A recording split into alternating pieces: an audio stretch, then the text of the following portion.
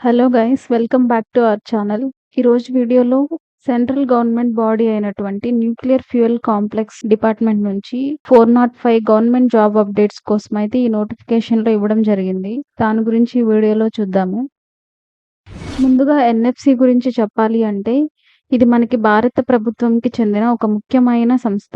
ఇది హైదరాబాద్లో ఉంది. మన దేశంలోని అణు విద్యుత్ ప్రాజెక్టులకి అవసరమైన ఫ్యూయల్ అంటే అణు ఇంధనాన్ని తయారు చేసే పెద్ద ఫ్యాక్టరీ అని చెప్పొచ్చు. ఈ సంస్థలో పనిచేయడం అంటే సేఫ్ అండ్ స్టేబుల్ గవర్నమెంట్ సెక్టర్లో ఒక మంచి అవకాశం మనకు వచ్చినట్టే.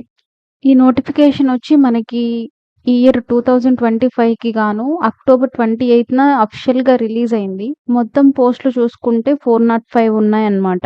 వీటిలో డిఫరెంట్ కేటగిరీస్ ఉన్నాయి.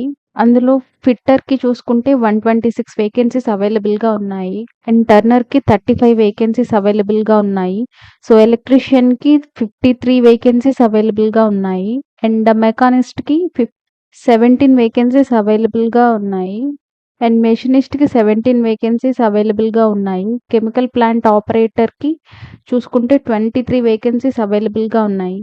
ఇలాగే మనకి instrument mechanics 19 vacancies and electronics మెకానిక్స్‌కి 24 వేకెన్సీస్ అండ్ ల్యాబొరేటరీ అసిస్టెంట్‌కి 1 వేకెన్సీ అండ్ మోటార్ మెకానిక్స్ పోస్టులకి 4 vacancies and carpenter, plumber, welder ఇలా అన్నిటికీ కలుపుకొని ఓవరాల్‌గా 405 వేకెన్సీస్ అయితే అవైలబుల్‌గా ఉన్నాయి.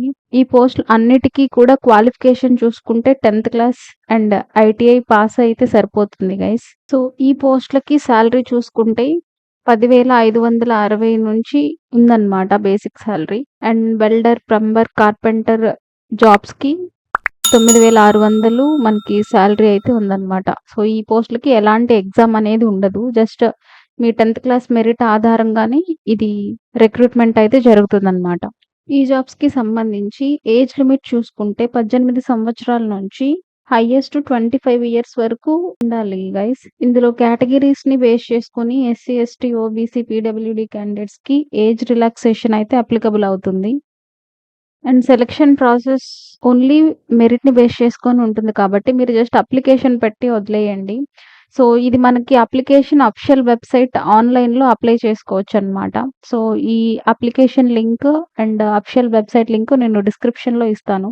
మీరు అది ఒకసారి చెక్ చేయండి. మీరు వన్స్ అప్లికేషన్ క్లిక్ చేసిన తర్వాత ఇక్కడ క్యాండిడేట్ లాగిన్ అని వస్తుంది.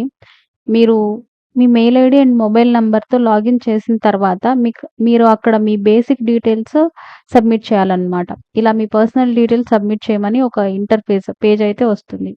అక్కడ మీ నేము, మీ మొబైల్ నంబర్ అండ్ మీ డేట్ ఆఫ్ బర్త్, సో మీ హైయెస్ట్ క్వాలిఫికేషన్ అండ్ మీ మెయిల్ ఐడీ ఈ డీటెయిల్స్ అయితే మీరు సబ్మిట్ చేయాల్సి ఉంటుందన్నమాట. సో ఈ జాబ్స్‌కి 10th క్లాస్ కంప్లీట్ అయ్యి ఐటీఐ చేసిన వాళ్ళు అర్హులు. సో మీరు గనక ఈ వీడియో చూస్తూ ఎలిజిబిలిటీ ఉంటే గనక ఈ పోస్టులకి అప్లై చేయడానికి ట్రై చేయండి గైస్.